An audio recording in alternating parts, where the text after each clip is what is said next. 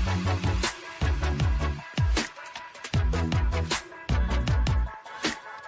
बच्चों, स्वागत है आपका अध्ययन विद मी पर और मेरा नाम है हिमांशु।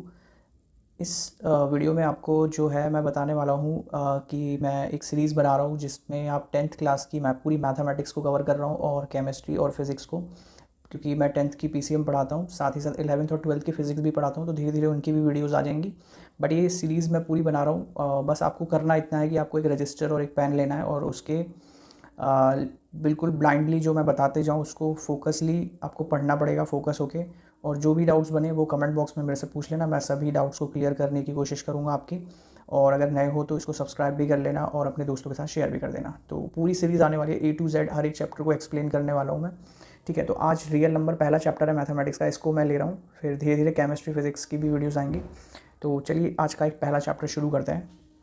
पहला चैप्टर आप जानते हो रियल नंबर है। तो सबसे पहले बेसिकली एक चीज़ हमें पता होनी चाहिए रियल नंबर के बारे में कि रियल नंबर क्या होते हैं, या फिर मैथमेटिक्स में हमें नंबर्स का ज्ञान होना चाहिए कि ऑल्दो कौन कौन से नंबर मैथ्स में होते हैं।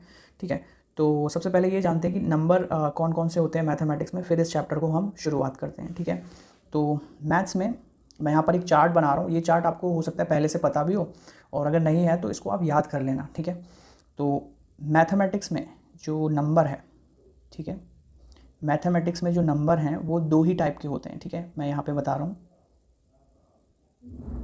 या तो कोई नंबर रियल नंबर हो सकता है, ठीक है, चैप्टर का नाम ही रियल नंबर है। या तो कोई नंबर जो है वो रियल हो सकता है, या फिर कोई नंबर जो है वो इमेजिनरी हो सकता है, इमेजिनरी नंबर हो सकता है। ठीक है, इन दो नंबर के अलावा मैथ्स में कोई भी नंबर एग्जिस्ट नहीं करता। रियल नंबर और इमेजिनरी नंबर को अगर हम ज्वाइन कर दें तो वो कहलाते हैं आपके कॉम्प्लेक्स नंबर। अगर मैं इन दो नंबर को ज्वाइन करूं तो इस नंबर को हम बोल देते हैं कॉम्प्लेक्स नंबर। ठीक है, और कॉम्प्लेक्स नंबर जो होते हैं वो आप बेसिकली 11th क्लास में आप पढ़ते हो कॉम्प्लेक्स नंबर को। ये कुछ इस फॉर्म के होते हैं, इन पर आपको ज़्यादा फोकस नहीं करना है। वैसे A+IB टाइप की ये नंबर होते हैं। यहाँ पर A और B तो रियल पार्ट होता है, बट ये I जो है ये आयोटा होता है, इसको इमेजिनरी बोलते हैं। ठीक है, तो इस राइट हैंड वाले पार्ट से तो कोई लेना देना नहीं है, लेकिन ये जो रियल नंबर है ये हमारे काम के हैं और चैप्टर का नाम ही रियल नंबर है, तो रियल नंबर के बारे में सारी इन्फॉर्मेशन हमें होनी चाहिए। ठीक है, अब रियल नंबर को हमने फर्दर दो कैटेगरीज में डिवाइड किया है जिनको आप अच्छे से जानते हो। तो रियल नंबर या तो रेशनल होते हैं और या फिर इरेशनल होते हैं। ठीक है, या तो रेशनल होंगे या फिर इरेशनल होंगे। अब इनके मैं टाइप्स भी बता दूंगा आपको कि रेशनल क्या होते हैं। तो रेशनल वो नंबर होते हैं जिनको हम P/Q की फॉर्म में लिख सकते हैं, बट जहाँ पर Q जो होता है वो जीरो के इक्वल नहीं होना चाहिए, क्योंकि any number divide by zero gives you not define answer. ठीक है, तो एग्जाम्पल की बात करें तो एग्जाम्पल क्या क्या हो जाएंगे इसके। तो कोई भी नंबर जीरो भी हो सकता है, क्योंकि जीरो के अपॉन में हम 1 लिख सकते हैं, तो वो P/Q की फॉर्म में होगा। ठीक है, और कोई भी जैसे आप ले लो 22/7 ले लो। ठीक है, आप ले लो कोई भी 2 ले लो, 2 के अपॉन में भी हम 1 लिख सकते हैं, तो ये भी एक क्या हो गया, एक रेशनल नंबर हो गया। ठीक है, कोई भी नंबर 0.5 ले लो आप, तो 0.5 में पॉइंट हटाओगे नीचे 10 अप्लाई करोगे तो ये भी एक रेशनल नंबर है। तो ये कुछ नंबर मैंने यहाँ पर लिखे जो कि रेशनल नंबर के एग्जाम्पल है, जिनको हम P/Q की फॉर्म में लिख पा रहे हैं। हाँ, या फिर इसमें वो भी आ जाएंगे आपके जो नॉन टर्मिनेटिंग रिकरिंग वाले सारे नंबर होते हैं, जैसे 0.333 है ना, उनका भी लिख लेते हैं, जैसे 0.3333 ये कंटिन्यूस है, तो ये भी हमारा रेशनल नंबर की कैटेगरी में आ जाता है। लेकिन अगर जब बात करें इरेशनल नंबर की, तो ये वो नंबर होते हैं जिन्हें हम P/Q की फॉर्म में नहीं लिख सकते। ठीक है, we can not write an irrational number in the form of P/Q। ठीक है, तो फिर ये किस फॉर्म के होंगे, तो इसको एग्जाम्पल के थ्रू बताता हूँ मैं। ये असल में non terminating non recurring type के नंबर होते हैं। जैसे आप बात करें पाई, ठीक है, पाई की वैल्यू एंडलेस चलती जाती है, जैसे √2 हो गया हमारा, या √3 हो गया, या 2 + √3 हो गया। इस टाइप के जो भी नंबर होंगे वो सब इरेशनल की कैटेगरीज में आ जाएंगे। या फिर मैंने बताया नॉन टर्मिनेटिंग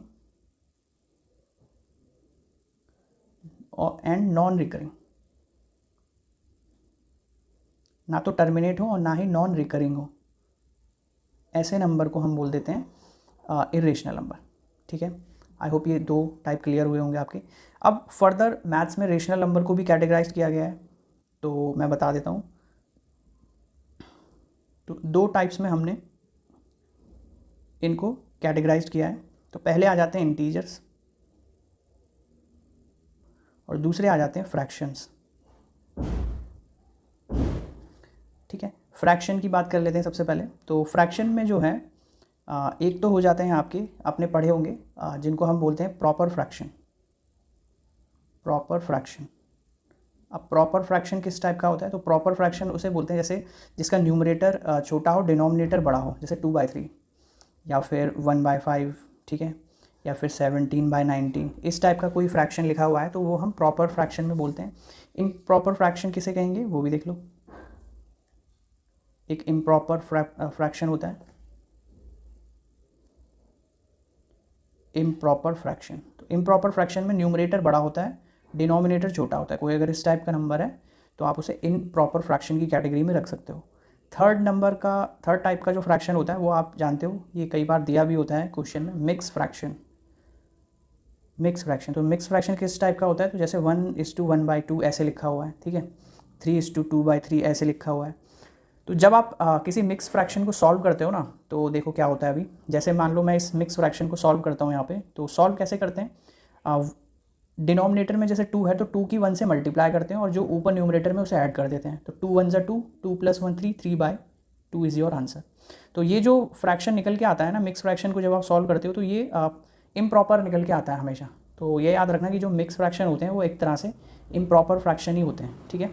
जैसे मैं इसको यहाँ लिख भी देता हूँ, जैसे 11/3 है तो इसको मिक्स फ्रैक्शन में हम ऐसे लिख सकते हैं, ठीक है। 3 3 ज़ा 9, 9 और 2 हो गए आपके 11, और 11/3 इसका आंसर हो गया। तो ये थे आपके फ्रैक्शंस जिनको आप जानते हो।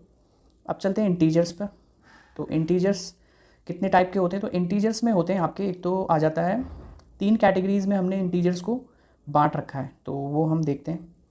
तो पहले तो आ जाते हैं आपके निगेटिव इंटीजर्स। कौन आ जाते हैं? Negative integers. और यहाँ आ जाते हैं आपके पॉजिटिव इंटीजर, और एक बीच में बचा ज़ीरो। ज़ीरो को भी हम क्या लिखते हैं? ज़ीरो भी एक इंटीजर ही होता है, ठीक है। तो ज़ीरो के जो लेफ्ट साइड में होते हैं वो सारे नेगेटिव इंटीजर, और जो राइट साइड में होते हैं वो सारे पॉजिटिव इंटीजर्स। अब जो ये पॉजिटिव इंटीजर्स हैं इनको भी हमने कैटेगराइज किया हुआ है वैसे तो, और वो आप जानते हो, बेसिकली उन नंबर्स को आप जानते ही होंगे। तो सबसे पहले आ जाते हैं पॉजिटिव इंटीजर्स में आपके नेचुरल नंबर्स, ठीक है, नेचुरल नंबर्स। अब नेचुरल नंबर्स क्या हो जाते हैं? नेचुरल नंबर हो जाते हैं कि जब हम जो नेचुरल काउंटिंग हम शुरू करते हैं जहाँ से 1 से, तो 1 2 3 4 5 ये सब के सब कहाँ तक? इन्फिनिटी तक। इन्फिनिटी तक ये सभी के सभी नंबर जो होते हैं वो हमारे नेचुरल नंबर होते हैं। फिर इसी में ही हमने फर्दर कैटेगराइज किया है होल नंबर को, होल नंबर, ठीक है। अब होल नंबर क्या होते हैं उनको देखो। अगर इस ज़ीरो को इंक्लूड कर दिया जाए इसमें, ठीक है, इस ज़ीरो को अगर इसमें नेचुरल नंबर में इंक्लूड कर दिया जाए तो वो होल नंबर हो जाते हैं। तो होल नंबर के एग्जाम्पल हो जाते हैं आपके 0 1 2 3 डैश डैश डैश इन्फिनिटी तक, ठीक है।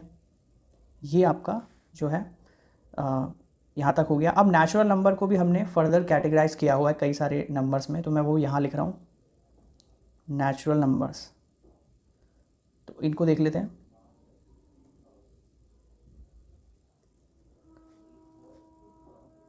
नेचुरल नंबर में हम सबसे पहले बात कर लेते हैं इवन नंबर्स की। इवन नंबर में आ जाते हैं हमारे 2 4 6 and so on up to infinity. ये इन्फिनिटी का सिंबल होता है। और इवन नंबर कैसे पता चलेगा इवन है? इसकी डेफिनेशन आप याद रखो। इवन नंबर वो नंबर होता है विच इज़ डिविजिबल बाय 2। जो 2 से डिवाइड हो जाए सिंपली वो हमारा इवन नंबर हो जाता है। वहीं अगर ऑड नंबर्स की बात कर लें, ऑड नंबर होते हैं एक जो हमें याद रखने हैं, जैसे 1 2 3 1 3 5 इस टाइप के नंबर हैं अप टू इन्फिनिटी, और ये ऑड नंबर होते हैं, ठीक है। ऑड नंबर जो होते हैं वो 2 से डिविजिबल नहीं होते, which is not divisible by 2। 2 से डिवाइड ना हो जो नंबर वो ऑड में आ जाता है, ऑड की कैटेगरी पे। फिर आ जाते हैं आपके prime number. Prime number important है, पता होना चाहिए प्राइम नंबर्स के बारे में।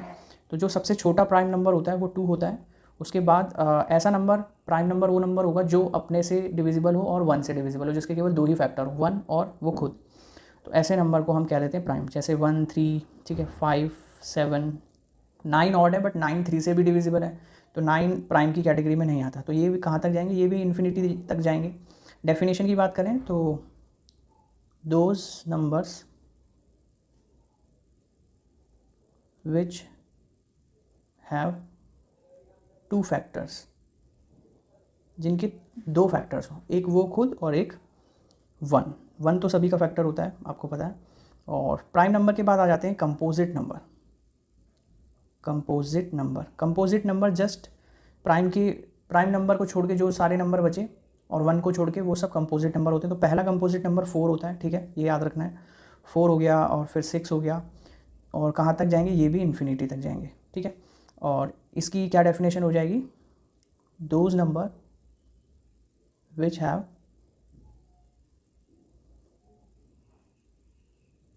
मोर देन 2 फैक्टर्स, जिनके 2 से ज़्यादा फैक्टर हो। तो ये सब के सब मैंने किस में कैटेगराइज करे, ये सब आ गए आपके नेचुरल नंबर की कैटेगरीज में, ठीक है। और इसके अलावा और भी जैसे प्राइम नंबर के भी पार्ट्स होते हैं, प्राइम नंबर भी डिविजिबल हैं कई टाइप्स की कैटेगरी में, जैसे को prime number, twin prime number, ठीक है, इस तरीके से।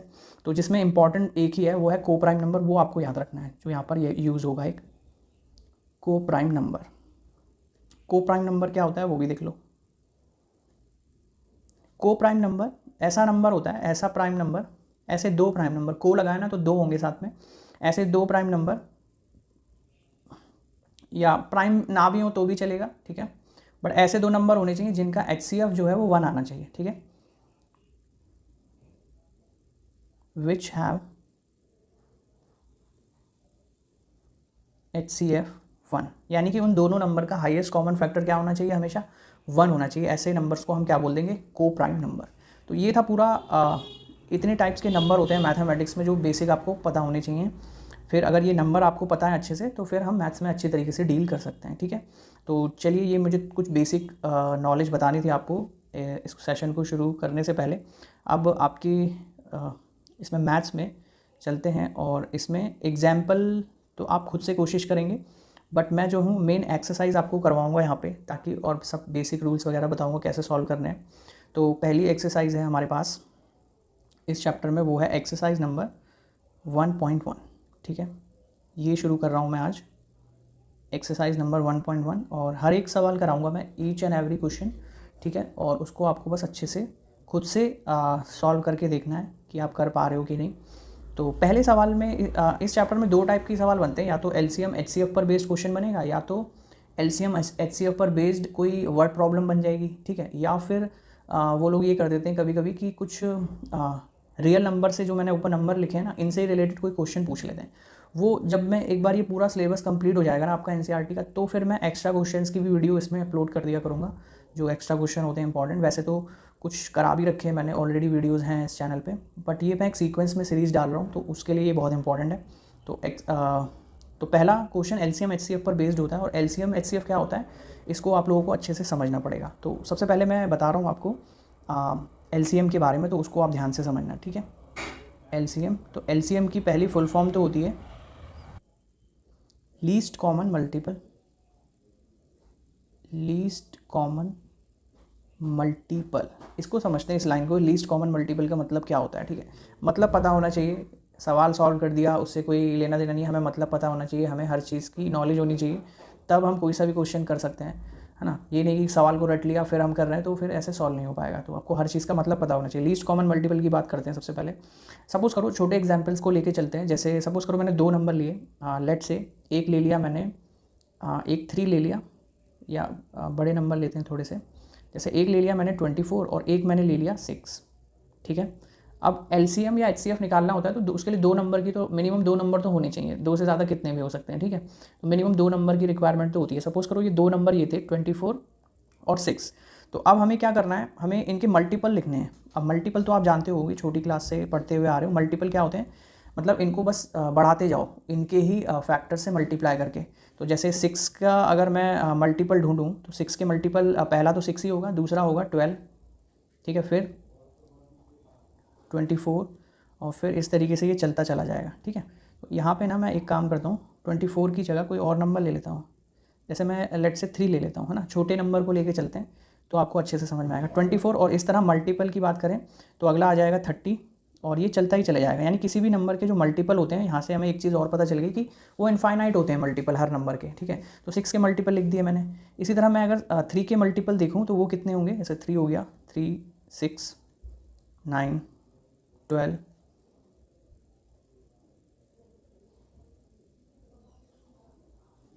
24, 27 और फिर 30 एंड सो ऑन। ये भी चलता चला जाएगा, मल्टीपल रुकेंगे नहीं, इनफाइनाइट तक जाएंगे। अब यहाँ पर इन दोनों का मुझे निकालना था least common multiple. Least common multiple का मतलब ये होता है ऐसा नंबर जो दोनों में अवेलेबल हो और सबसे छोटा हो। ठीक है, तो ज़रा यहाँ से मैचिंग करना चालू करो। ये 3 तो नहीं हुआ मैच, लेकिन ये देखो 6 इसमें भी आ रहा है और 6 इसमें भी आ रहा है, तो यही हमारा इस दोनों नंबर का क्या हो जाएगा, एलसीएम। ठीक है, तो एलसीएम हमने लिख लिया। अब एलसीएम कई सारे भी हो सकते हैं, आगे वाले भी एलसीएम ही होंगे, जैसे ये जो एलसीएम नहीं होंगे वो, बट जो है कॉमन मल्टीपल होंगे, जैसे 12 इसमें भी आ गया, 12 इसमें भी आ गया। ठीक है, 18 इसमें भी आ गया और 18 इसमें भी आ गया। अभी मैं बताऊंगा ये मैं क्या बताने की कोशिश कर रहा हूँ आपको, क्योंकि ये बेसिक में भी हेल्प करते हैं हमारी, जब हम कैलकुलेट करते हैं चीज़ों को। तो आपको समझ में आ रहा है। तो हमें वो कॉमन नंबर चाहिए था, दोनों का वो कॉमन मल्टीपल चाहिए था जो सबसे छोटा हो। तो सबसे छोटा 6 है, यानी 3 और 6 का जो कॉमन मल्टीपल होगा वो 6 होगा हमेशा। ठीक है, सबसे छोटा। ऊपर आगे भी आएंगे कॉमन, ऐसा नहीं है कि आगे नहीं आएंगे, तो आगे भी आ रहे हैं कॉमन। अब ज़रा देखो, जब हम फ्रैक्शन को सॉल्व करते हैं, सपोज करो मुझे 1/2 में 3/6 जोड़ना था, तो हम क्या करते हैं उस कंडीशन में, 2 और 6 का एलसीएम लेते हैं। तो अब आप कहोगे सर 2 और 6 का एलसीएम तो 6 आता है। ठीक है, क्योंकि 6 2 से भी डिविजिबल है और 6 6 से भी डिविजिबल है। लेकिन ज़रूरी नहीं आप इन दोनों का हमेशा लीस्ट कॉमन मल्टीपल लो। इसको फ्रैक्शन को सॉल्व करने के लिए आप कोई सा भी मल्टीपल ले सकते हो, उससे आपके आंसर में कोई फ़र्क नहीं पड़ेगा। जैसे मान लो 6 और 2 का एलसीएम जो है मैंने ले लिया 18, क्योंकि 18 2 से भी डिविजिबल है, 6 से भी डिविजिबल है। तो अब 2 9 कितना होगा 18 और 6 3 9, 18/18। तो इसका आंसर आ गया 1 सीधे सीधे। लेकिन अगर हम 6 लेके करते तो भी देख लो क्या आता, 6 2 3 6 और 6 1 6, तो ये भी आता 6/6 = 1। तो क्या फ़र्क हुआ इसमें और इसमें, इस तरह से एलसीएम लेने में 18 ले लिया, जब 6 ले लिया। तो जब आपने बड़ा एलसीएम लिया तो कैलकुलेशन भी उसकी क्या हो गई, बड़ी हो गई। और जब हम लीस्ट कॉमन मल्टीपल लेते हैं तो उसकी कैलकुलेशन भी थोड़ी ईजी हो जाती है। तो इसीलिए हम जनरली जो है वो लीस्ट कॉमन मल्टीपल को ही एलसीएम ले लेते हैं दोनों का और उसे सॉल्व कर लेते हैं। और ये इस तरीके से फ्रैक्शन को जोड़ने का ये मेथड हो गया। ठीक है, एक तरीके का मेथड हो गया कि हम जब भी फ्रैक्शन को हमें ऐड करना हो, वो फ्रैक्शन में कुछ भी आ जाए। ठीक है, इस तरीके से भी आ जाए, x+1 प्लस x² + 1, इस तरीके से भी आ जाए, तो भी हम इसी तरीके से हम दोनों वैल्यूज़ का एलसीएम लेके उन्हें ऐड करेंगे हमेशा। ठीक है, तो ये चीज़ आपको याद रखनी है कि एलसीएम में कोई फ़र्क नहीं पड़ता, अगर आप बड़ा नंबर भी ले लो कॉमन मल्टीपल। लेकिन अगर निकालने के लिए आता है कि कॉमन मल्टीपल निकालिए सबसे छोटा, तो आप उसके लिए अभी हम सवाल करेंगे इसके, तो तब बताएंगे वो कौन से मेथड है। फैक्टराइजेशन मेथड के ज़रिए हम फाइंड आउट करेंगे। ठीक है, चलिए एलसीएम समझ में आ गया। अब चलते हैं एचसीएफ की तरफ। एचसीएफ होता है आपका हाईएस्ट कॉमन फैक्टर। वो मल्टीपल था, ये फैक्टर हुआ। अब फैक्टर के बारे में थोड़ी सी नॉलेज होनी चाहिए कि फैक्टर क्या होते हैं, तो इसको भी समझ लेते हैं। जैसे मान लीजिए कोई नंबर ले लेते हैं छोटा सा, जैसे 24 ले लिया मैंने। अब 24 के मुझे फैक्टर करने हैं, तो 24 का फैक्टर 1 भी होगा, है ना, 1 से डिविजिबल है। 2 भी होगा, 3 के टेबल में भी आता है 24, 4 6 ठीक है, और आपका 5 में नहीं आता, 6 में आएगा। ठीक है, 7 में नहीं आएगा, 8 में आएगा, 9 में नहीं आएगा, 10 में नहीं आएगा, 11 में नहीं आएगा, 12 में आएगा। ठीक है, फिर 13, फिर तो आएगा नहीं, क्योंकि 12 2 से 24 हो गया ना, तो फिर अब नहीं आएगा। आप सीधे ये खुद के टेबल 24 से कटेगा। यानी कि किसी भी नंबर के जो फैक्टर होते हैं वो लिमिटेड होते हैं। वहीं हमने देखा मल्टीपल क्या थे, इनफाइनाइट तक जा रहे थे, लेकिन जो फैक्टर होते हैं वो मिनिमम होते हैं। ठीक है, और कहाँ तक होते हैं भाई, 1 तो सबका ही फैक्टर होता है, और वो नंबर खुद भी फैक्टर होगा अपना, और उसके बीच में कुछ नंबर आएंगे वो उसके फैक्टर होंगे। ठीक है, एक और नंबर ले लेते हैं, जैसे हम ले लेते हैं, चलो 18 ले लेते हैं। ठीक है, दूसरा नंबर 18 ले लिया हमने। अब इसके फैक्टर ढूंढते हैं, तो 1 से भी डिविजिबल है, 2 से भी डिविजिबल है, 3 से भी डिविजिबल है, और 4 से नहीं है, 5 6 7 8 9 से डिविजिबल है। फिर 9 2 से 18 हो गया, अब नहीं कटेगा ये किसी से, तो क्योंकि 10 2 से 20 हो जाएगा, फिर ये डायरेक्ट अब 18 से ही कटेगा। ठीक है। तो ये 18 के फैक्टर्स हो गए सब। अब हमें ऐसा फैक्टर ढूंढना है जो हाईएस्ट हो और कॉमन हो दोनों नंबर में। तो आपको दिख रहा है कोई ऐसा नंबर जो हाईएस्ट हो और कॉमन हो दोनों में, तो वो 6 ही है, ठीक है। इन दोनों के बीच जो आ रहा है वो 6 आ रहा है, तो 6 ही इन दोनों नंबर का क्या हो जाएगा, HCF हो जाएगा, हाईएस्ट कॉमन फैक्टर। तो इस तरीके से ढूंढा जाता है, बट हम जो है ईजिली फाइंड आउट करेंगे फैक्टराइजेशन मेथड के अकॉर्डिंग। तो ये होता है हाईएस्ट कॉमन फैक्टर, और किसी भी नंबर के जो फैक्टर्स होते हैं वो लिमिटेड होते हैं, ठीक है। तो ये आपको याद रखना है। अब देखो कॉमन तो और भी आ जाएंगे, जैसे ये 3 भी कॉमन आ रहा है, बट ये हाईएस्ट नहीं है, ठीक है। इसके बाद कोई नंबर हाईएस्ट कॉमन नहीं होगा इसमें, इसीलिए इसको बोला जाता है हाईएस्ट कॉमन फैक्टर। मतलब इससे बड़ा, 6 से बड़ा और कोई नंबर नहीं आएगा इनके फैक्टर में, ना कोई आ रहा है। देखो 8, 9 आ रहा है, ये कॉमन नहीं है, तो अलग ही नंबर आ रहे हैं बाकी सब। तो इस तरीके से हम हाईएस्ट कॉमन फैक्टर को फाइंड आउट कर लेते हैं। चलिए ठीक है, तो ये कुछ बेसिक थे जो मुझे आपको बताने थे, और आई होप कि आपको ये सब क्लियर हो गई होंगी। चलिए नेक्स्ट, अब हम अपना एक्सरसाइज शुरू करते हैं। तो पहली एक्सरसाइज है 1.1, और इसका पहला क्वेश्चन करते हैं, ठीक है। यहाँ से डाल देता हूँ मैं एक्सरसाइज 1.1। यहाँ बोला जा रहा है express each number as a product of its prime factor. तो हर एक नंबर दे रखा है हमारे पास, जैसे पहला नंबर दे रखा है हमें 140, इसको हमें प्राइम फैक्टराइजेशन करना है। इसका क्या करना है, प्राइम फैक्टराइजेशन। तो प्राइम फैक्टराइजेशन करने के लिए हम क्या करेंगे, एक तरकीब लेते हैं, इस तरीके से करते हैं। 2 7 14, 2 से हम इसको डिवाइड देते हुए चलेंगे, 35 जाएगा, 5 7 और फिर 7 1, ठीक है। तो ये इसके फैक्टराइजेशन हो गया। आप इस नंबर को इस तरीके से लिख सकते हो 140 को इसके प्राइम फैक्टराइजेशन के रूप में, जैसे 2 × 2 × 5 × 7। हमेशा छोटे नंबर से स्टार्ट करते हैं और बड़े नंबर की तरफ चलते हैं।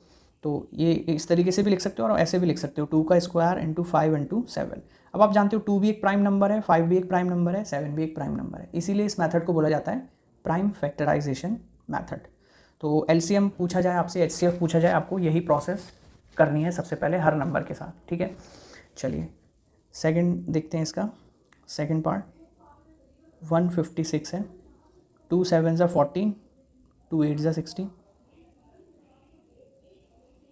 अब 13 3। अब ये 39 जो है ना, ये 3 से भी डिविजिबल था, बट 13 का टेबल याद है, तो 13 3। तो अब 156 के जो फैक्टर आए वो कुछ इस तरीके से आए, 2 का स्क्वायर × 3 × 13, ठीक है। तो ये इसका आंसर हो गया। चलते हैं थर्ड क्वेश्चन की तरफ। इसमें है 3825, तो ये हो जाएगा आपका 2 1 2, 2 9 18, 2 1 2, और नहीं सॉरी 2 से नहीं डिविजिबल है। अच्छा, डिविजिबिलिटी रूल भी बता देता हूँ आपको कि कौन किससे डिविजिबल होगा, कैसे पहचानोगे आप। लास्ट में 5 या 0 आए तो वो नंबर हमेशा 5 से डिविजिबल होता है, याद रखिए। तो 5 7 35, 3 बचा 5। अब फिर से 5 आ रहा है तो फिर से 5 से डिविजिबल होगा, ठीक है। अब 3 से डिविजिबल है। अच्छा, 3 से डिविजिबल है, ये कैसे पता लगाएंगे, तो आप डिजिट्स का सम कर लो। जैसे मैं डिजिट्स का सम करूँ, 5 और 3 8, 8 और 1 9, तो 9 3 से डिविजिबल है, तो वो पूरा नंबर 3 से डिविजिबल होगा, ठीक है।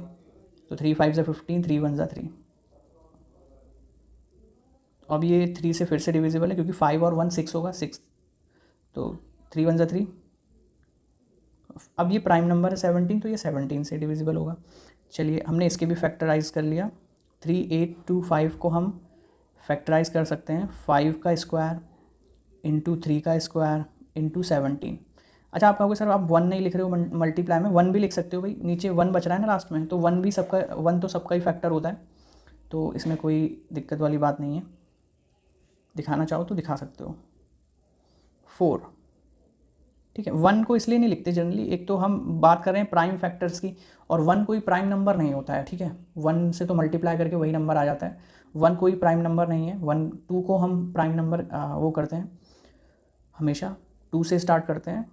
5 और बाकी के देख लो, ये सबके सब प्राइम नंबर है, 5 भी प्राइम नंबर है, 3 भी, 17 भी, तो इसीलिए इसको हम प्राइम फैक्टराइजेशन मेथड कह रहे हैं। 5005, तो अंत में 5 आ रहा है, तो फिर से 5 से डिविजिबल है ये नंबर 1, और अब तो ये आई थिंक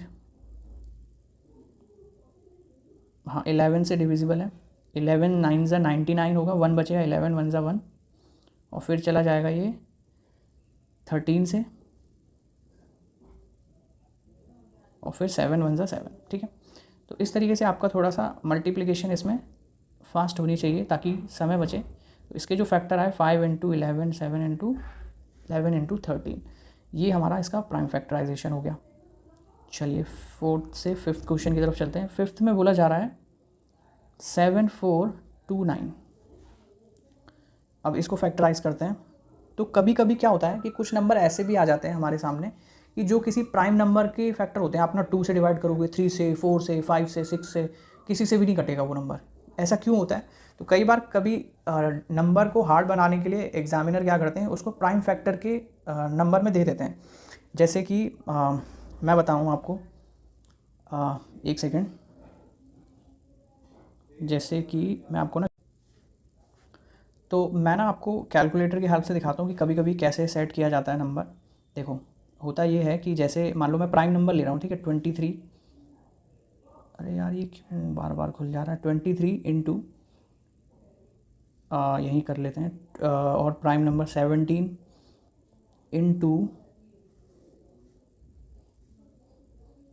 इंटू और 19 इंटू, और कौन सा है प्राइम नंबर, 7।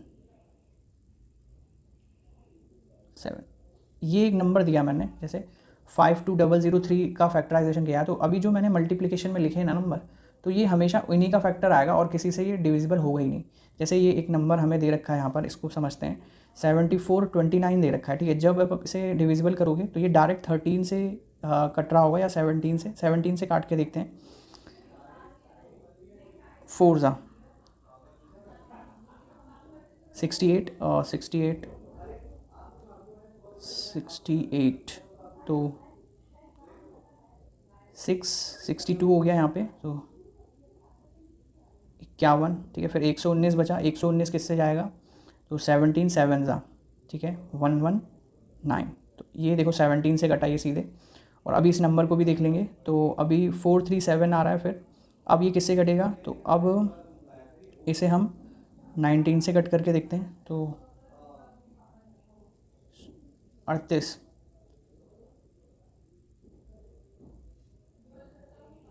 5 बचा, 23। अब ये 23 से जाएगा, ठीक है, 1 ज़ा। तो अब तुमने देखा ये जो नंबर गिवन था हमें, ये एक प्राइम नंबर का मल्टीप्लिकेशन था। तो ये डायरेक्ट 17 से कटा और फिर 19 से कटा और फिर 23 से कटा। लेकिन ऐसे नंबर को फिर कैसे ढूंढा जाए, तो देखो पहली बात तो वो ज़्यादा बड़ा प्राइम नंबर का मल्टीप्लिकेशन नहीं देंगे कि सारा टाइम उसे ढूंढने में लग जाए आपको। तो टाइम तो लगता है, बट आप फाइंड आउट कर सकते हो। तो जैसे ये नंबर था, जैसे मैंने यहाँ पर लिखा हुआ है, ये जो एक्स्ट्रा मैं बताया 52003, ये एक नंबर है, ठीक है।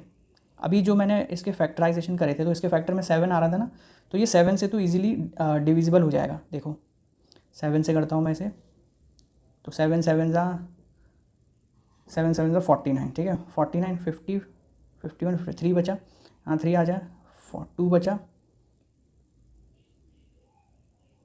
2 ज़ा 14, 6 बचा और 9 ज़ा, ठीक है। अब आया 7429। तो देखो अब ये 15 और 7 22। अब देखो ये 3 से नहीं कटेगा, ये 7 से नहीं कटेगा, ये किसी से नहीं कटेगा। अब ये सीधे डिविजिबल होगा आपका जो है 19 से, ठीक है। तो मैं इसे जल्दी जल्दी कर लेता हूँ, आसानी रहेगी। 7429 डिविजिबल बाय 19। तो जब 19 से काटेंगे, देखो कट गया डायरेक्टली 391। और फिर मैंने क्या लिखा था फैक्टर में, 23 भी लिखा था। अब 391 को डिवाइड करेंगे 23 से, तो 17 टाइम्स चला गया और 17 1 ज़ा 17। तो देखो फैक्टर वही निकल के आए जो जिससे मैंने उन नंबर्स को मल्टीप्लाई किया था। तो बताने का पर्पस सिर्फ इतना है कि अगर कोई नंबर प्राइम नंबर के मल्टीप्लिकेशन में आता है, ठीक है, जैसे मैंने ये एग्जाम्पल करके दिखाया, तो फिर आपको उसको ढूंढने में हो सकता है टाइम लग जाए।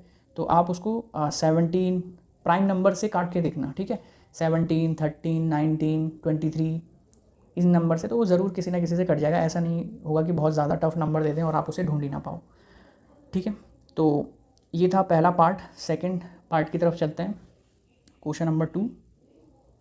और इसमें बोला जा रहा है आपसे कि find the LCM and HCF of the following pair and verify the LCM into HCF product of 2 number.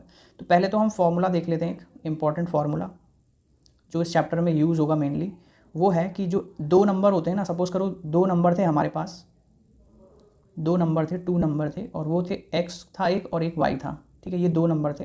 तो इन दो नंबर का अगर आप LCM लोगे और उनका HCF निकालोगे और दोनों के LCM और HCF की मल्टीप्लाई करोगे, तो वो हमेशा LCM और HCF का मल्टीप्लिकेशन उन दो नंबर के प्रोडक्ट के बराबर आएगा हमेशा, ठीक है। तो ये एक फॉर्मूला यूज़ होता है इस पहले चैप्टर में, ये आपको याद रखना है। तो अब चलते हैं और पहला पार्ट करने की कोशिश करते हैं। पहले पार्ट में बोला जा रहा है आपको 26 एंड 91, इनका हमें LCM भी निकालना है और HCF भी निकालना है, और फिर इन दोनों को मल्टीप्लाई करके इनका प्रोडक्ट भी चेक करना है हमें, ठीक है।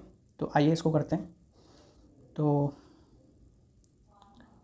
देखो हमें करना क्या होगा, सबसे पहले हम जो भी नंबर गिवन है उसको प्राइम फैक्टराइजेशन करेंगे। जैसे 26 का प्राइम फैक्टराइजेशन करता हूँ,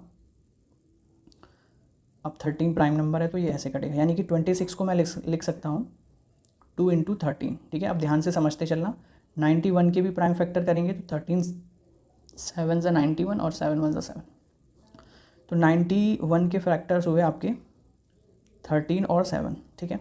तो ये दोनों फैक्टर हमने कर लिए, दोनों नंबर के प्राइम फैक्टराइजेशन। अब करने के बाद अगर हमें LCM निकालना है तो ध्यान रखना मैं क्या बोल रहा हूँ।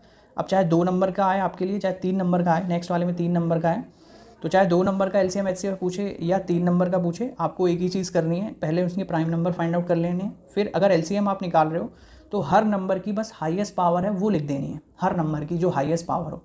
अब जिसमें 2 देखो, सभी नंबर को लिखना है हमें, बट उन्हीं को लिखना है जिसकी हाईएस्ट पावर हो सबसे ज़्यादा। तो जैसे 2 है तो 2 की हाईएस्ट पावर 1 ही है यहाँ पर, तो 2 ले लेंगे हम, ठीक है। 3 की हाईएस्ट पावर 3 है, एक ही है, और 13 की हाईएस्ट पावर 1 है तो 13 को एक बार लिख लिया। 7 की हाईएस्ट पावर 1 है तो 7 को एक बार लिख लिया, ठीक है। तो ये इसका आ गया क्या, LCM, ठीक है। अब इनको हम मल्टीप्लाई करते हैं तो देखो क्या आता है रिजल्ट, 3 दूनी 6, 6 सत्ते 42, सॉरी इंटू 13। अब 13 की कर दो मल्टीप्लाई, 13 दूनी 26 का 2, 5 4 6 आ गया हमारा LCM। अब HCF अगर निकालना हो इन्हीं दो नंबर का तो आप कैसे करोगे, जो इनमें कॉमन आ रहा हो। आप कहोगे सर कॉमन जो हाईएस्ट हो और कॉमन आ रहा हो, तो ऐसा कोई नंबर ही नहीं है जो इसमें कॉमन आ रहा है। तो हम ये तो जानते हैं कि सभी के फैक्टर में 1 तो होता ही है, ठीक है। जनरली 1 को लिखते नहीं है बट 1 होता है। तो ऐसा नंबर जो कॉमन आ रहा हो, जितने भी कॉमन आ रहे हो सबको लिख लो एक बार, काम खत्म, ठीक है। तो 1 कॉमन आ रहा है यानी इस नंबर का HCF हो जाएगा 1। अब हमें रिलेशनशिप भी जो इसमें पूछ रखा है हमसे कि verify the relationship between 2 numbers, तो अब हम क्या करते हैं, वेरिफिकेशन। तो वेरिफिकेशन से हमें पता चल जाता है कि हमने सही किया है आंसर कि गलत किया है। तो वेरिफिकेशन के लिए हम ये ऊपर वाला फॉर्मूला यूज़ करेंगे, LCM × HCF। तो यहाँ पे लिखेंगे LCM × HCF is equal to x × y, where x and y 2 numbers. तो LCM हमने निकाला अभी 546 और HCF आया मेरा 1, और वो दो नंबर थे हमारे 26 और 91। 26 मान लो x था और 91 y था। तो अब इधर करोगे तो 546 × 1 करोगे तो 546 बन जा 546, और ये करोगे तो आएगा इतना ही आएगा, क्योंकि वो सारे नंबर ले लिए हमने। तो देखो LHS is equal to RHS आ रहा है, तो वेरीफाई हो गया ये, ठीक है। लास्ट में लिख सकते हो LHS इक्वल टू RHS। तो बस ये LHS लेफ्ट हैंड साइड और राइट हैंड साइड इक्वल आ जानी चाहिए, आपका आंसर सही हो जाएगा। चलिए सेकंड क्वेश्चन करते हैं। सेकंड क्वेश्चन में बोला जा रहा है आपसे कि दो नंबर दे रखे हैं यहाँ पर भी 510 एंड 92, तो इनके भी प्राइम फैक्टराइजेशन करते हैं हम। तो 510 का जो प्राइम फैक्टराइजेशन होगा वो क्या होगा, तो अच्छा 0 आ रहा है लास्ट में, तो अभी बताया था 0 या 5 आए तो 5 से डिविजिबल होता है नंबर। 5 1 = 5 एंड 5 2 = 10, ठीक है। 2 आ रहा है तो 2 से डिविजिबल होगा। अच्छा लास्ट में कोई इवन नंबर आए तो वो हमेशा 2 से डिविजिबल होगा। 2 5 = 10, 2 1 = 2। अब तो ये कट रहा है 3 से, 3 1 = 3, 3 7 = 21 और 17 1 = 17, यानी कि 510 के तो फैक्टर आ गए हमारे पास। क्या क्या आ गए भैया, 5 × 2 × 3 × 17। अब बचा 92, तो इसके भी फैक्टर कर लेते हैं। तो 92 2 से कटेगा, 2 4 = 8, 2 6 = 12, 2 2 = 4, 2 3 = 6। अब 23 तो प्राइम नंबर है तो ये 23 से ही कटेगा। तो इस तरह से हमने 92 के भी फैक्टर कर लिए, जो कि आए मेरे पास 2 की पावर 2 × 23, करेक्ट। तो हमने दोनों के प्राइम फैक्टर लिख लिए। प्राइम फैक्टर लिखने के बाद अब आपको क्या निकालना है, इसका एलसीएम सबसे पहले। तो एलसीएम के लिए मैंने बताया जिस नंबर की हाईएस्ट पावर आ रही हो बस उसको एक बार लिखना है। तो 5 की हाईएस्ट पावर कितनी है, तो 5 एक ही बार है, तो 5। 2 नेक्स्ट नंबर है 2, तो 2 की हाईएस्ट पावर देखो यहाँ 2 है, तो इसको ले लेंगे हम बस एक बार, 2 की पावर 2। फिर 3 की हाईएस्ट पावर 1 है, 17 की भी 1 है और 23 की भी 1 है। चलिए ये हमारा एलसीएम आ गया। अब इनको फटाफट से मल्टीप्लाई करके देख लेते हैं।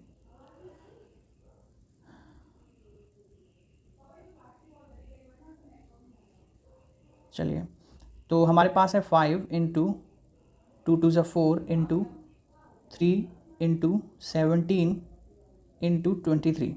तो ये जब मल्टीप्लाई करोगे आप तो लगभग आएगा ये 23460 इज़ योर आंसर। ठीक है, तो अब हमें HCF फाइंड करना है। तो HCF फाइंड करने के लिए ठीक है, मैं मल्टीप्लाई नहीं कर रहा हूँ, मैं जल्दी हो जाए इस वजह से मैं इससे कर रहा हूँ, बट आपको ये कैलकुलेटर अलाउड नहीं होगा बोर्ड एग्जाम्स में, आप जानते हो। हालांकि कुछ स्टेट्स में कैलकुलेटर ले जाना अलाउड होता है, बट उनका उसके अकॉर्डिंग सिलेबस होता है। ठीक है, तो लेकिन आपके 12th तक कोई कैलकुलेटर अलाउड नहीं होता है और 10th में तो होता ही नहीं है खैर, बट मैं इसलिए कर रहा हूँ ताकि आप जो है जल्दी जल्दी हो जाए, वरना मैं मल्टीप्लाई ही करता रहूँगा, टाइम इसमें निकल जाएगा। अब HCF हमसे पूछा है, तो HCF के लिए हम क्या करते हैं, जो कॉमन आ रहा है और हाईएस्ट हो दोनों में। तो देखो 2 ऊपर वाले में भी आ रहा है, 2 नीचे वाले में भी आ रहा है, लेकिन एक बार ही लेंगे। ठीक है, नीचे 2 का स्क्वायर है, ऊपर 1 है, तो जिसमें अगर स्क्वायरिंग की बात हो, मल्टीपल चीज़ें कॉमन आ रही हो तो आप कंफ्यूज हो जाओगे कि सर स्क्वायर है, इसमें स्क्वायर है, उसमें 1 है, क्या कॉमन आएगा, 2 की पावर 2 कॉमन आएगा कि 1। तो जो लोएस्ट पावर हो हमेशा वो कॉमन आएगी। ठीक है, तो 2 आ जाएगा इसका HCF, और तो कोई कॉमन है नहीं। अगर कोई और होता कॉमन तो उसको भी हम मल्टीप्लाई में लिख लेते हैं। तो ये हमारे LCM और HCF आ गए। अब हम क्या करेंगे, बस वेरीफाई करना है हमें, तो वेरीफाई कर लेते हैं। वेरीफाई, तो वेरीफाई के लिए क्या करें, एक काम करते हैं, वही फॉर्मूला यूज़ करते हैं, LCM into HCF is equal to product of 2 numbers. तो LCM कितना आया है भैया, 23460 और HCF है 2 is equal to x into y करेंगे, और 2 नंबर क्या थे हमारे, 510 और 92, 510 और 92। तो मल्टीप्लाई बस 2 करनी है इसको, तो ये आ जाएगा लगभग 46920, और इन दोनों को भी आपस में मल्टीप्लाई करके देख लेते हैं। 510 इंटू 92, तो देखो ये भी लगभग क्या बिल्कुल सेम ही आ गया। लगभग क्यों आएगा भाई, this is our final answer. ठीक है, तो ये जो था यहाँ पर भी वेरीफाई हो चुका है क्वेश्चन, यानी कि हमारी लेफ्ट हैंड साइड जो है वो आ चुकी है राइट हैंड साइड के इक्वल। ठीक है, चलते हैं नेक्स्ट क्वेश्चन की तरफ। नेक्स्ट है थर्ड पार्ट इसका। थर्ड पार्ट में बोला जा रहा है 2 नंबर दिए हुए हैं 336 एंड 54। 336 एंड 54 नंबर जो है वो गिवन है आपके पास। आपको क्या करना है, वही 336 के हम अगेन करेंगे प्राइम फैक्टर्स। तो 2 1 ज़ा 2, 1 कैरी, 2 6 ज़ा 12, 1 कैरी, 2 8 ज़ा 16, 2 8 ज़ा 16, 2 4 ज़ा 8, 2 4 ज़ा 8, 2 2 ज़ा 4। ठीक है, तो ये कटता ही चला जाएगा। 2 2 ज़ा 4, 2 1 ज़ा 2, तो अब 3 7 ज़ा एंड 7 1 ज़ा। तो भैया देखो 336 के जो फैक्टर निकल के आए वो आए आपके 1 2 3 4, 2 की पावर 4 इंटू 3 इंटू 7। ठीक है, इसी तरह हम 54 के भी निकाल लेते हैं फैक्टर। 54, तो इसके फैक्टर करेंगे तो 2 2 ज़ा 4, 1 कैरी, 2 7 ज़ा 3, 3 1 ज़ा 3, तो ये आया 54 था ना। 54 का जो फैक्टर आया वो आया 2 इंटू 3 की पावर 3। अब बस वेरिफिकेशन करना है, तो वेरीफाई।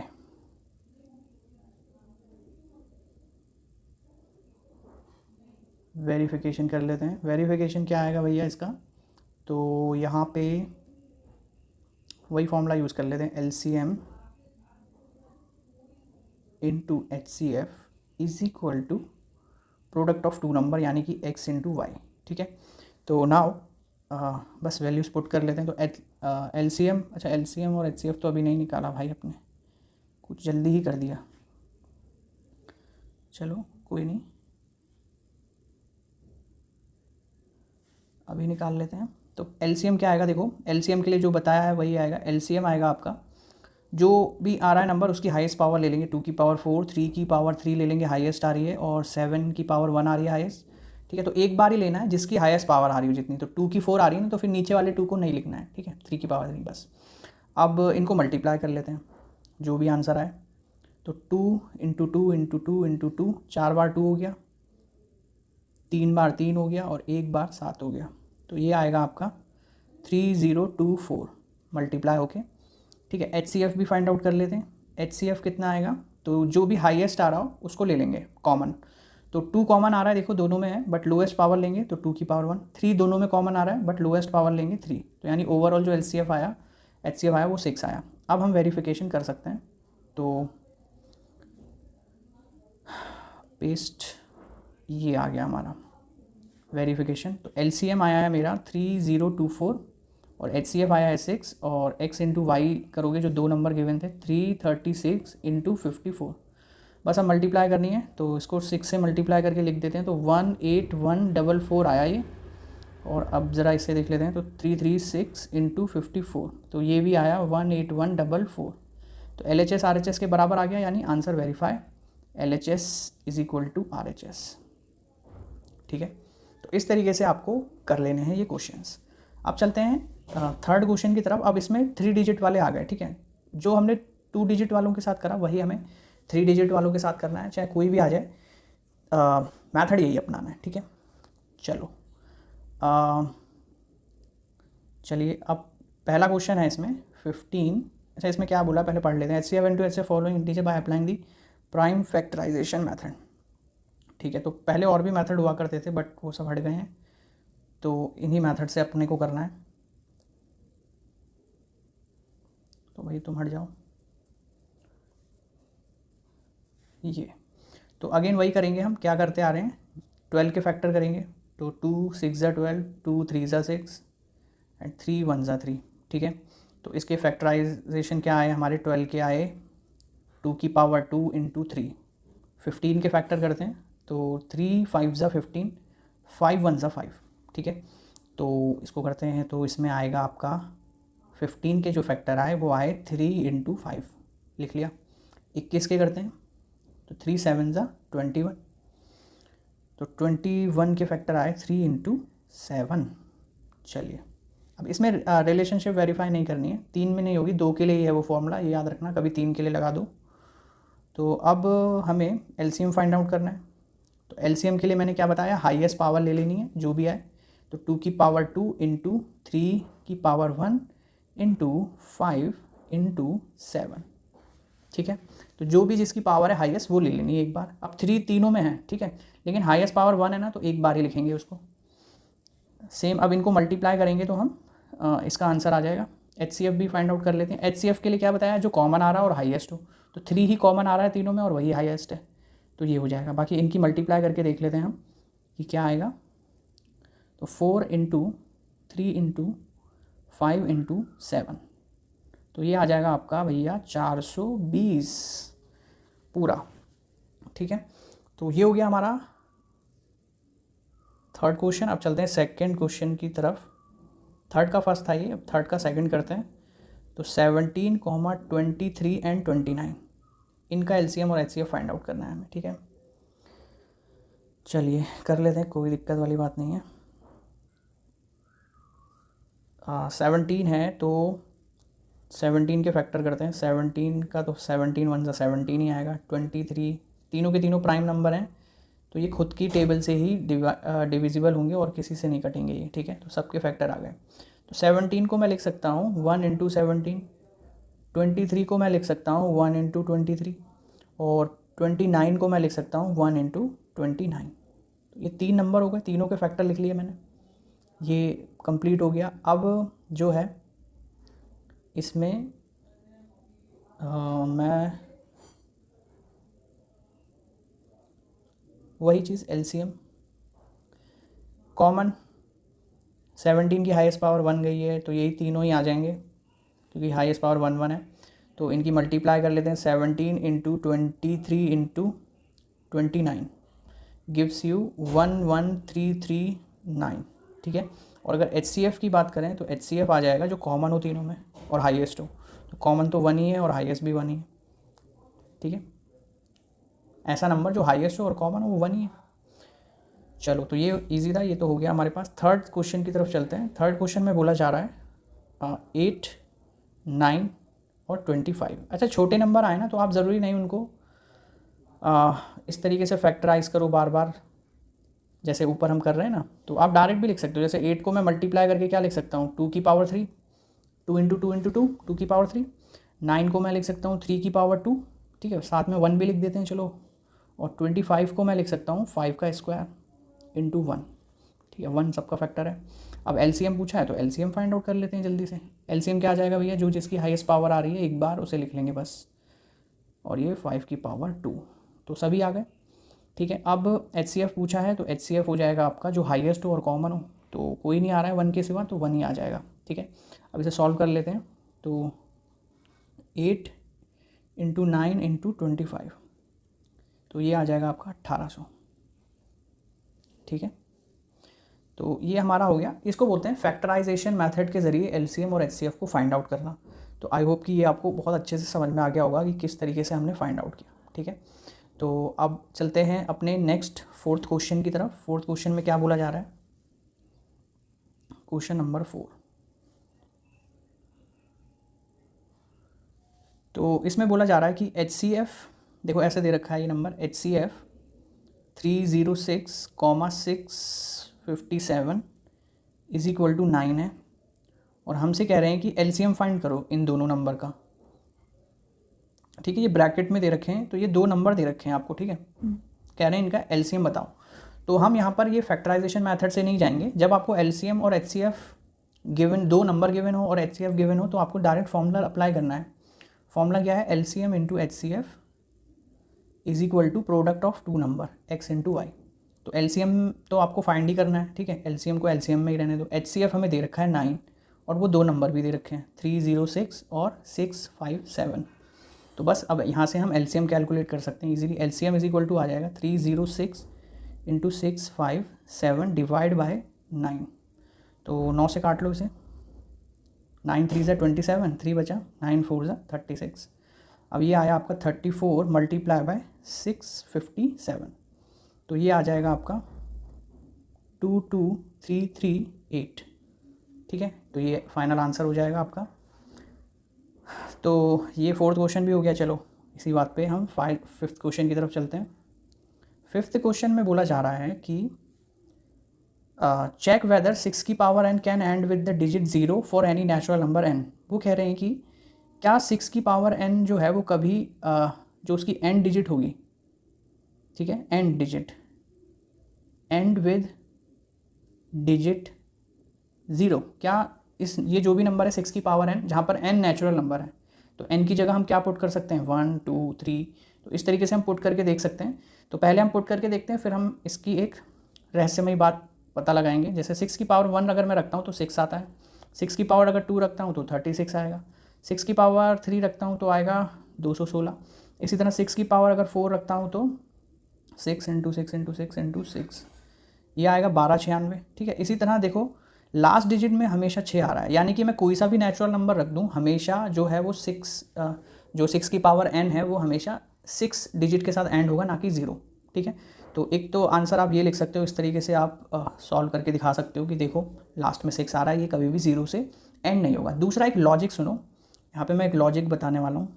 क्या लॉजिक है, तो मान लो कोई भी नंबर है, जैसे 50 है, अगर किसी नंबर के एंड में 0 आता है, ठीक है, एंड में 0 आता है, तो उसके मल्टीपल में 10 ज़रूर बनेगा। जैसे अगर मैं 50 के फैक्टर करूँ तो क्या बनेंगे बताओ, 5 इंटू 2 ये बनेंगे फैक्टर, ठीक है। 1 भी होगा, 1 को छोड़ो, 5 इंटू 5 और इंटू 2 बनेगा।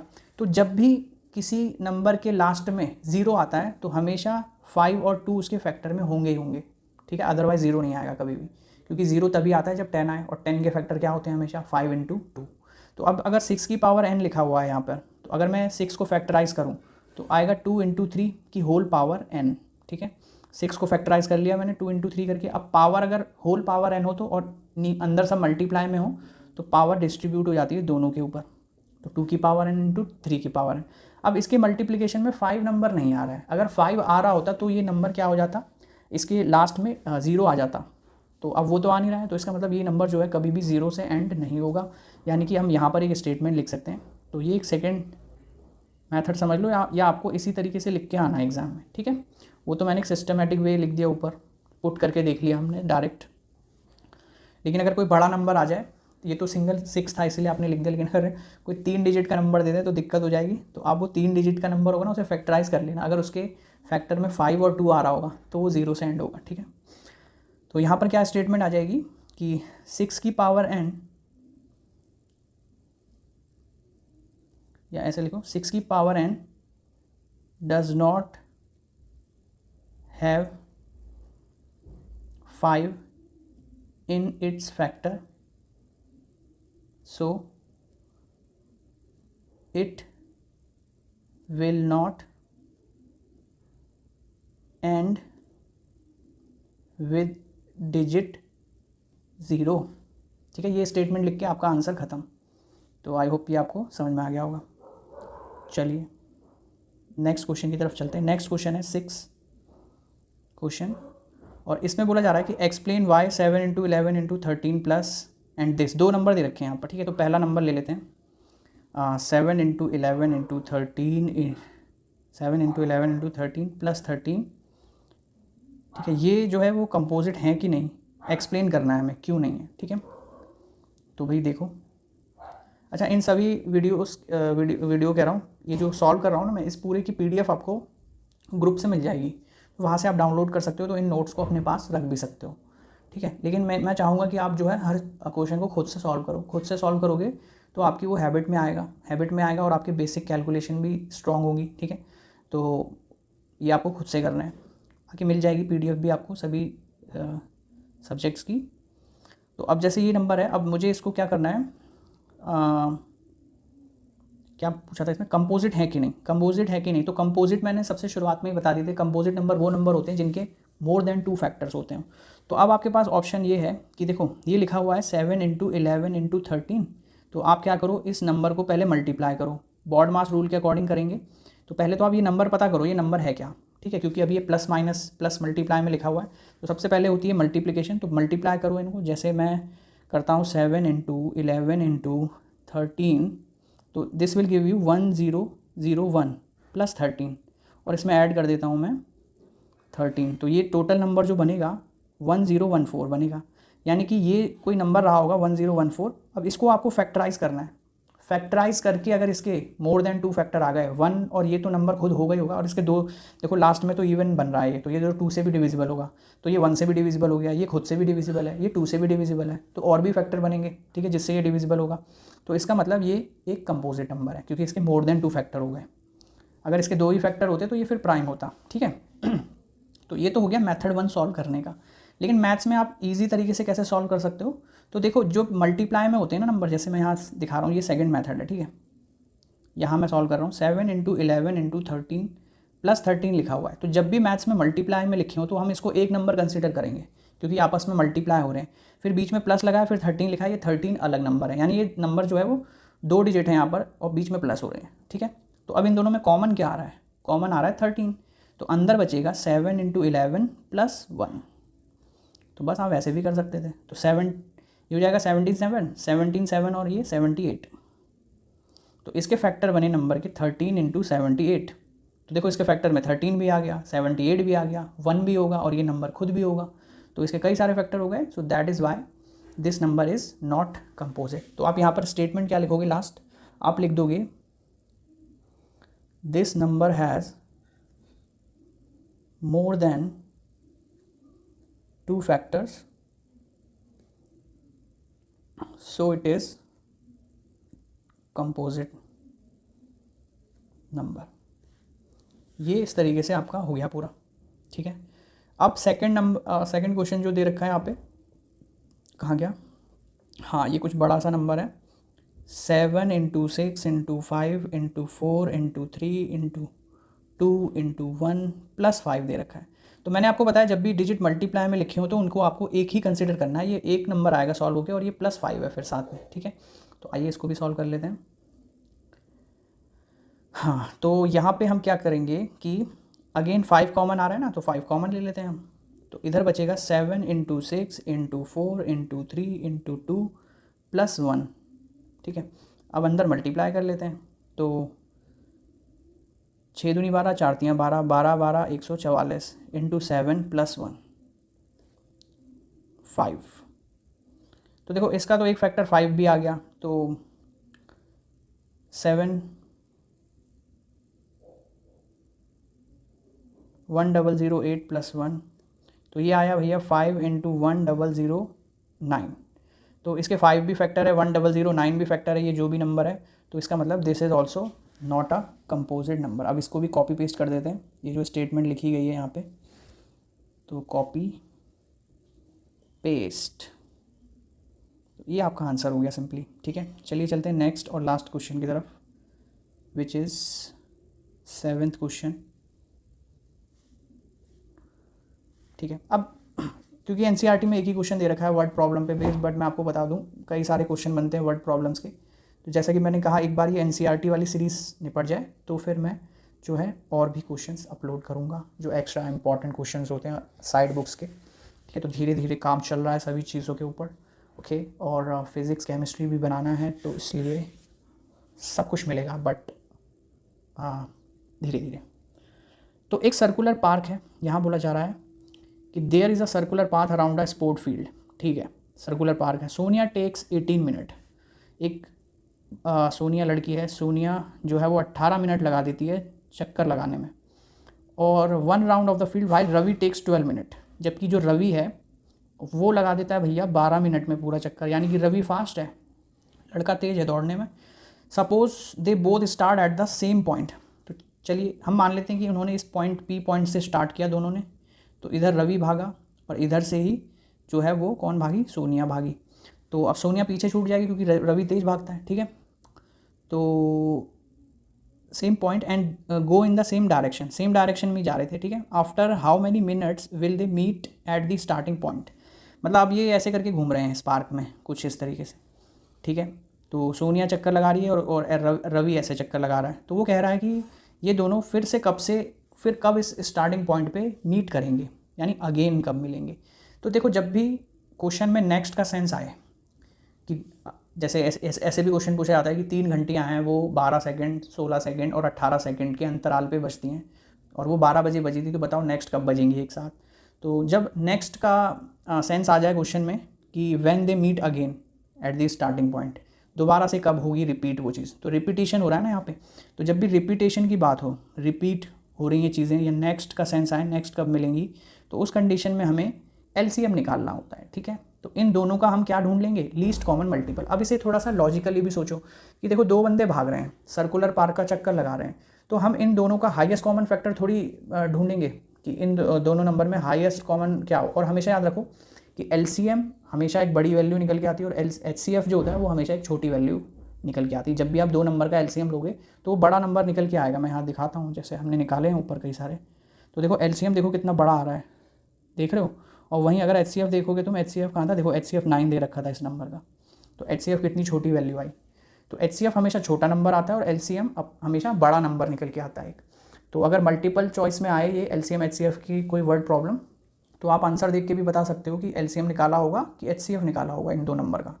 तो इस पर्टिकुलर क्वेश्चन के लिए मैंने बता दिया, अगर रिपीट और नेक्स्ट का सेंस आए तो कहीं कहीं पे मिनिमम पूछ ले, लीस्ट पूछ ले, मिनिमम, ठीक है। तो वहाँ पर, या फिर लीस्ट का सेंस आए तो वहाँ पर भी हम जनरली जो है वो एलसीएम निकालते हैं। लेकिन ज़रूरी नहीं कहीं पे मिनिमम लिखा हुआ है तो वहाँ पर एलसीएम ही निकले, एचसीएफ भी निकल सकता है। वो क्वेश्चन के सेंस पे डिपेंड करेगा टोटली। अब तुम खुद ही सोचो, 2 लोग चक्कर लगा रहे थे ग्राउंड का, ठीक है, एक तेज़ चल रहा था एक धीरे चल रहा था। अब एक ही पॉइंट से स्टार्ट किया था, तो अगेन कब मिलेंगे वो। तो हमें एक ऐसा नंबर ढूंढना है इन दोनों में से जो कि लीस्ट हो, सबसे छोटा मल्टीपल हो। जैसे मैंने ऊपर मल्टीपल समझाया था ना, ऊपर आओ पहले। ऊपर मैंने आपको इसीलिए अच्छे से एलसीएम और एचसीएम यहाँ पर ये समझाया था। तो जैसे ये 2 नंबर दे रखे हैं, तो अब मुझे ऐसा नंबर चाहिए जो सबसे पहले मिले हमें और छोटा हो सबसे। तो 6 आया ना यहाँ पर, यानी कि वो दोनों 6 सेकंड पे भी मिलेंगे। फिर ऐसा नहीं है कि वो आगे चक्कर लगाते रहेंगे तो आगे नहीं मीट करेंगे, वो आगे भी मीट करेंगे भाई, लेकिन हमें वो नंबर बताना है कि नेक्स्ट कब मिलेंगे, जस्ट अगला। तो उसके लिए हम हमेशा लीस्ट कॉमन मल्टीपल ही फाइंड करेंगे, मिलेंगे तो वो आगे भी, ठीक है। तो हमें सबसे छोटा नंबर निकालना है यानी लीस्ट नंबर, तो इसलिए इस कंडीशन में हम क्या निकालेंगे, एलसीएम। तो भैया देखो 18 के फैक्टर करो, 2 × 3 × 3 × 1, और 12 के फैक्टर कर लो, 2 × 2 × 3, ठीक है। एलसीएम निकालना है तो डायरेक्ट कर दिए, अगर डायरेक्ट कर सकते हो फैक्टर तो डायरेक्ट कर लो, कोई दिक्कत वाली बात नहीं है। अब जो हाईएस्ट पावर आ रही हो तो 2 की पावर 2 हाईएस्ट आ रहा है सेकंड वाले में, अरे 4 क्यों लिख दिया, 2 की पावर 2 आ रहा है सेकंड वाले में, और 3 की पावर 2 आ रहा है फर्स्ट वाले में, तो हाईएस्ट पावर लिख ली मैंने, काम खत्म।